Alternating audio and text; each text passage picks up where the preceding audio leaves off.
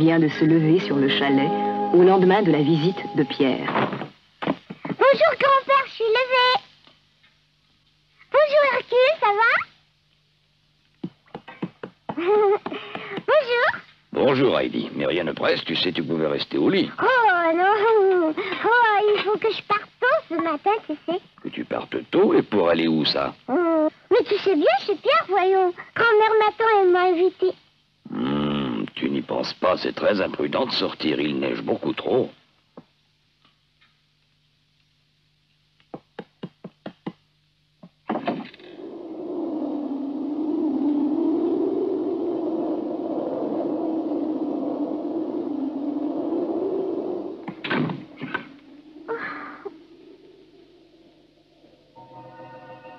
Il fallait bien obéir à grand-père, mais Heidi n'abandonnait pas son projet pour autant. Puisque grand-mère l'avait invitée, elle croyait devoir y aller coûte que coûte.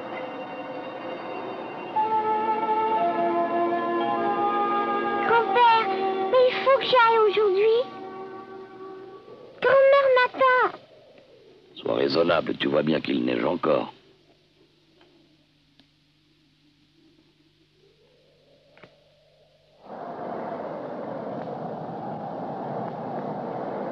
Au bout de 5 jours, le soleil se mit enfin à briller dans un beau ciel bleu.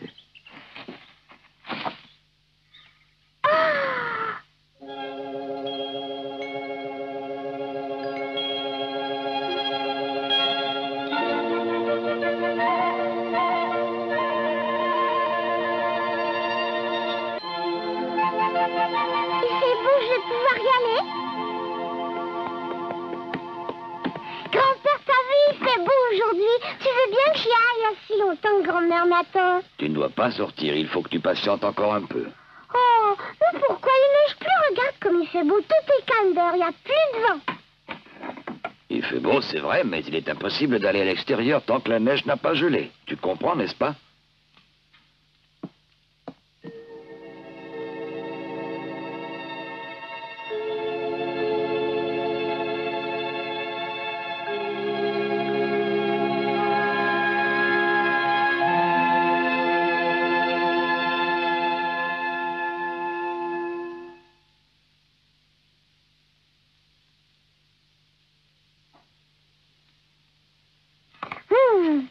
C'est bon, un vrai régal. Bon, on va y aller. Où ça, grand-père? Eh bien, mais on s'en va chez Pierre. Hein? Oui, maintenant on peut sortir. La neige a gelé la nuit dernière. Oh, c'est merveilleux, je vais voir grand-mère.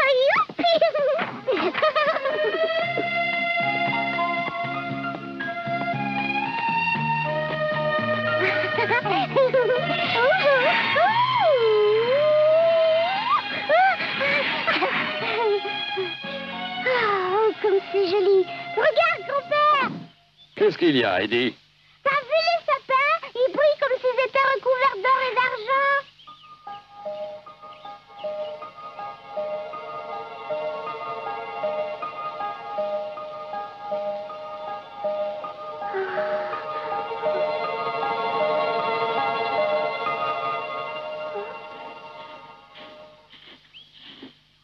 Qu'est-ce que c'est? C'est une luge. Une luge? Est-ce qu'on va descendre là-dessus?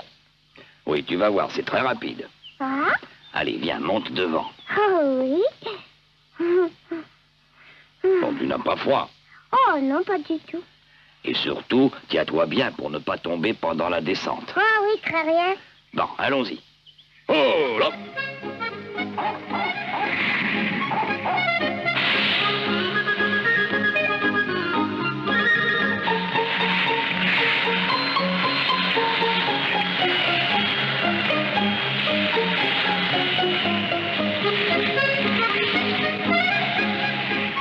Oh, comment on va vite, grand-père, j'aime beaucoup ça.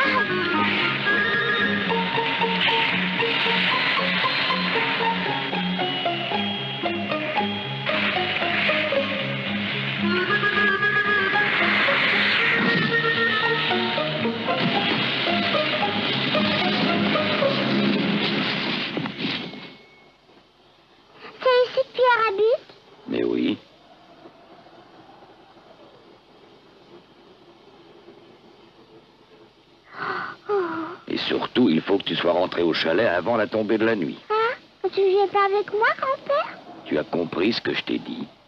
Oui, grand-père. Ah!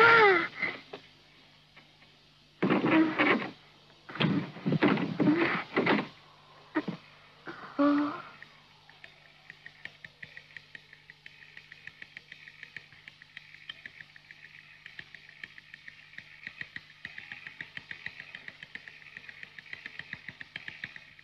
Hein?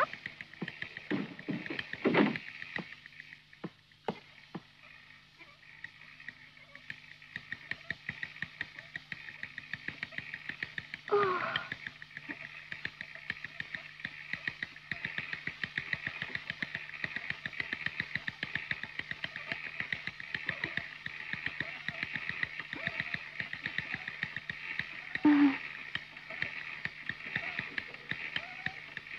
C'est toi, Brigitte? C'est moi, Heidi. Oh, C'est moi. Bonjour. Tu sais, grand-mère, je ne voulais pas te faire attendre, mais il neigeait beaucoup trop et je n'ai pas pu venir avant. oh oui, tu es venue vivre dans la montagne avec ton grand-père, l'oncle de l'Alpe. Ainsi, c'est donc toi, Heidi, sa petite fille. Hein? Oui, grand-mère. C'est bien moi. Oh, tu as les mains chaudes. Et de plus, elles sont aussi d'une grande douceur. Oh. Hein?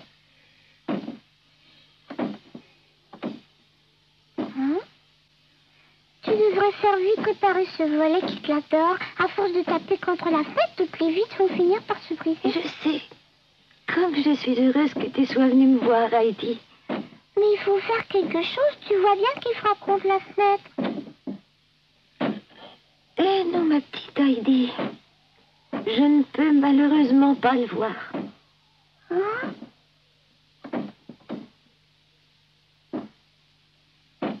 Tu ne peux pas le voir? Non. Mais si je ne le vois pas, je l'entends bien. Il n'y a pas que le volet qui claque. Quand il vente très fort, on croirait que toute la maison va s'écrouler. Tu la sens qui vibre de partout, on croirait que la porte va craquer. Un jour, la pluie et la neige rentreront. La nuit, si tu savais comme j'ai peur que le toit s'effondre et qu'on nous retrouve morts au petit matin. Parfois, quand le vent se lève et que la tempête gronde de partout, je reste éveillée toute la nuit tant j'ai peur que nous y passions tous. Oh, mais il ne tient pas ce volet, grand-mère. Tiens, regarde-le bien, il claque encore. Il va se briser tout de suite. Mais je ne vois rien, je te répète, ni ce volet ni le reste. Pour moi, c'est fini, hélas. Je ne verrai plus rien. Attends, je vais t'ouvrir la fenêtre pour qu'il fasse plus clair. Comme ça, ce sera mieux. Hélas, petite Heidi, ce n'est pas la peine, c'est inutile. Hein? Toute la lumière du monde ne peut rien pour moi. N'y pense plus.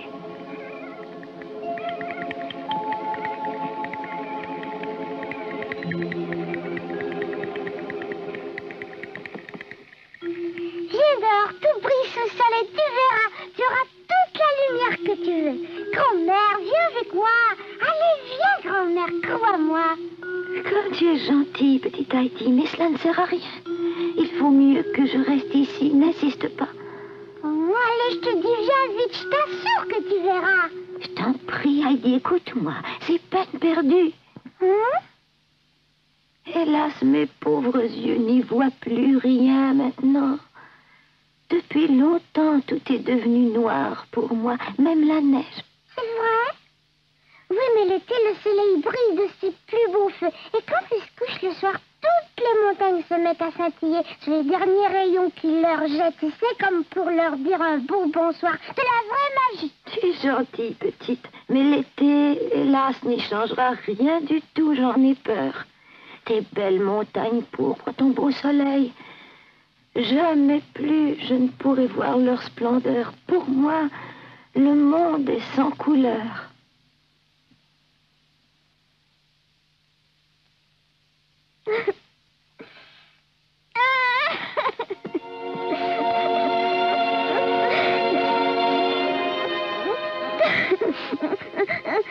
Oh, allons. Heidi. Heidi, allons, calme-toi. Heidi, calme-toi. Il doit bien y avoir un moyen pour que tout s'éclaire pour toi. Tu es bien sûre, grand-mère, que personne ne peut t'aider.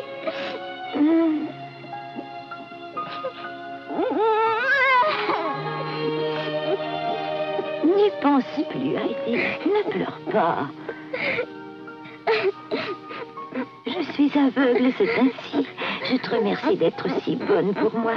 Mais cesse de pleurer et parle-moi plutôt de toi. Raconte-moi tes journées au chalet. Heidi ne pleurait pas souvent, mais cette fois-là, elle était inconsolable à la pensée que grand-mère était privée à jamais de contempler la féerie de la nature. Heidi. Grand-mère, j'ai une idée. Je vais le dire à grand-père. Il va pouvoir te guérir. C'est certain qu'il va réparer le volet et même toute la maison pour toi. Alors comme ça, tu seras mieux. Tu n'auras plus jamais peur que la maison s'effondre dans la tempête. Je t'assure, il peut tout faire, mon grand-père à moi. Merci, Heidi. Merci, petite. Merci, tu as bon cœur. Tu me fais grand plaisir, tu sais. Oh, Brigitte, c'est toi?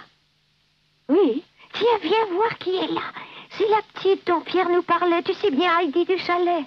Bonjour, tante Brigitte. Brigitte, dis-moi comment elle est. Elle doit être très mignonne. Souviens-toi comme elle était jolie, sa mère.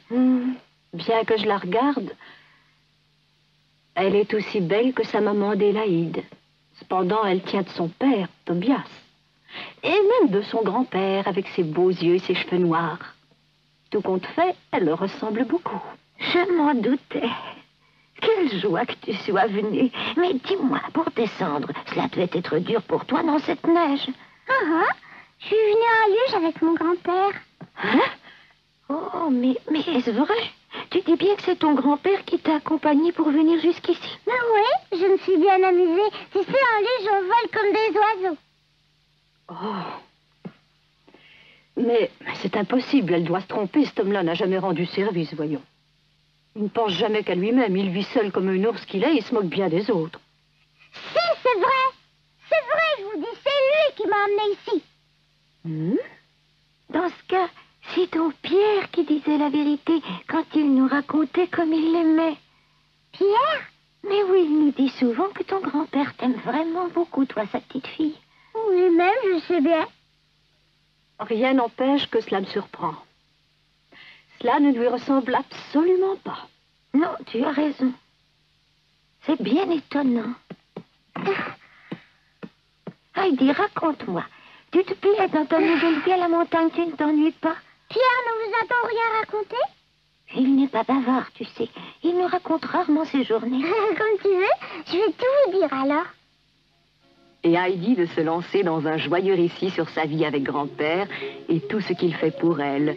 Les belles promenades où il l'emmène, les choses passionnantes qu'il lui enseigne et les jeux qu'il lui fait découvrir. Si tu savais tout ce que grand-père peut faire avec du bois, le temps de le dire, et le bois se transforme en toutes sortes d'objets, des bols, des cuillères, des animaux de la forêt et même des jouets pour moi. Tu as entendu ce qu'il dit, Brigitte? Oui, j'ai bien entendu, mais je n'arrive toujours pas à croire ça d'un homme comme lui. Moi non plus. Mais pourquoi vous dites toujours la même chose toutes les deux, hein? C'est moi. Oh! Je suis venue, Pierre, comme tu vois. Heidi! Mais c'est une surprise. Pierre, c'est bien toi, tu es déjà là. J'ai curieux, je n'ai pas dans tes habitudes de revenir si tôt. D'où viens-tu, dis?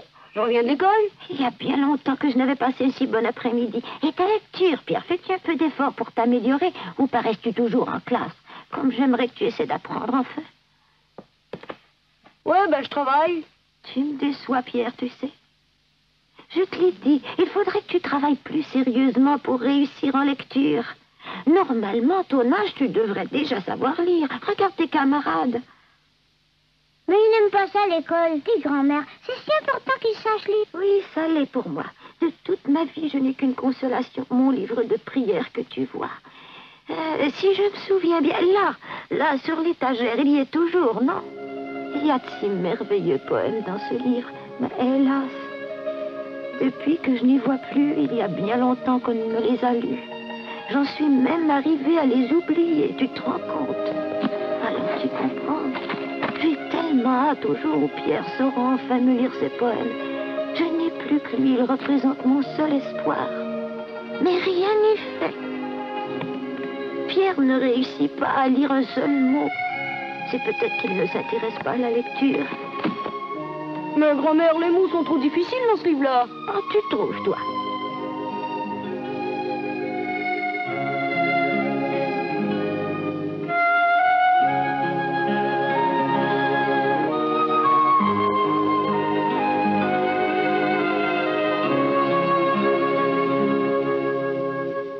Et alors, ma petite Heidi chérie, tu ne l'as fini pas ton histoire, dis-moi. Oui, c'est qu'il faut que je m'en aille. J'ai promis de rentrer avant la nuit, autrement grand-père s'inquiéterait. Quoi? Comme il est tard déjà. Oh, quand on est heureux, comme le temps s'enfuit vite, on ne le voit pas passer. Dis, Heidi, tu vas revenir bientôt? Mais bien sûr. Alors, bonsoir grand-mère. Excuse-moi, mais grand-père m'attend. Heidi, c'est vrai que tu reviendras, ma petite fille. Oui, oui. Attends, Heidi. Voyons, qu'est-ce qu'il y a, grand-mère? As-tu un châle bien chaud pour te couvrir? Non, mais pourquoi faire? Pierre, Oui? prends ce châle pour Heidi. Peut-être qu'elle aura froid. Non, c'est pas nécessaire, grand-mère. Je suis très bien, je t'assure. Heidi, Hein? Écoute-moi, si tu veux vraiment être gentil garçon, ramène Heidi à son grand-père, je serai rassurée. j'y vais. Merci, grand-mère. Au revoir, à demain. À bientôt, au revoir.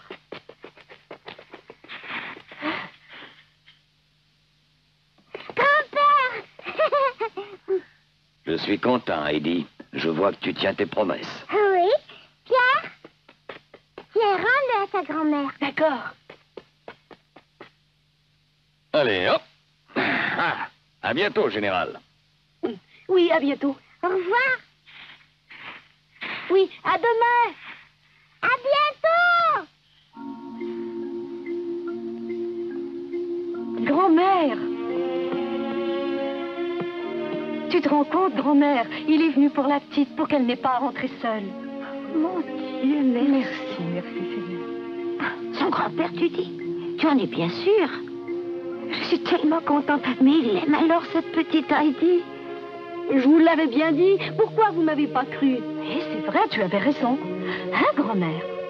Oh, tant mieux. Je l'aime déjà tellement, cette petite. Oh, comme j'ai hâte qu'elle revienne. Le temps passe si vite avec elle. Grand-père, Oui, qu'est-ce qu'il y a? demain, si tu voulais me faire plaisir, dis, on retournerait pour réparer le volet brisé chez grand-mère. Oui, il y a tant de choses à réparer partout dans la maison. Tu veux, hein? C'est vraiment toi qui me demandes de faire tout ça ou est-ce qu'on t'a dit de me le demander? Hein? On m'a rien dit du tout. C'est moi qui ai pensé toute seule. Ouais? Oh, dis-le, grand-père, que tu vas le faire pour moi. Demain, on ira ensemble.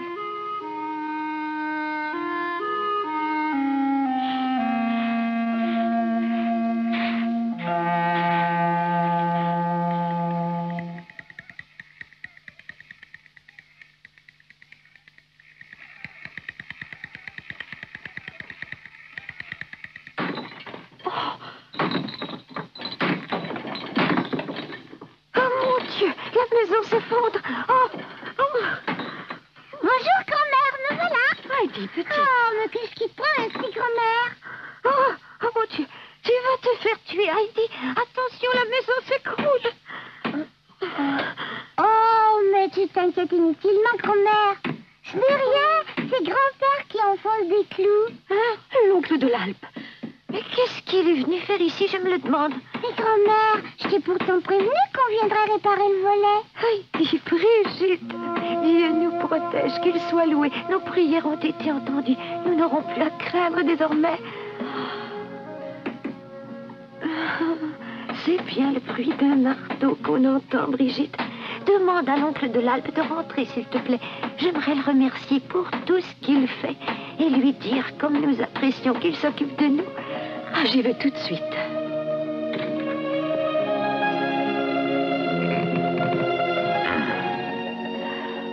Bonjour, excusez-moi, oncle de l'Alpe. C'est si gentil de votre part d'être venu ainsi à notre secours. Comment vous remercier de toutes vos bontés? Entrez un moment, s'il vous plaît. Grand-mère souhaite vous remercier personnellement pour votre aide. Venez, oncle de Lac. Ça ne sert à rien, vous le savez bien. Je n'ignore pas ce que vous pensez de moi, vous et les autres. Allez, rentrez vite, je n'ai que faire de vos merci. Vous inquiétez pas, je vais tout réparer. J'en fais mon affaire.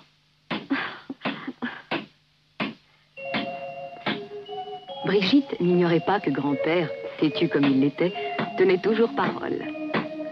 Aussi s'employa-t-il toute la journée autour de la maison, grimpant même sur le toit.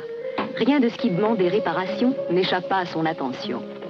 Heidi et Pierre y trouvaient de nouveaux jeux, tandis qu'à l'intérieur, grand-mère filait, le cœur débordant d'allégresse.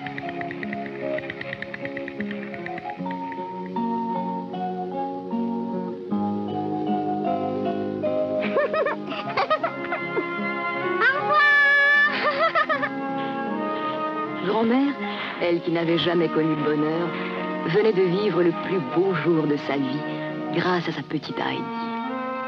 La reconnaissance gonflait son pauvre cœur, et même si ses yeux ne voyaient plus, son visage resplendissait de joie comme les montagnes sous l'or du soleil couchant.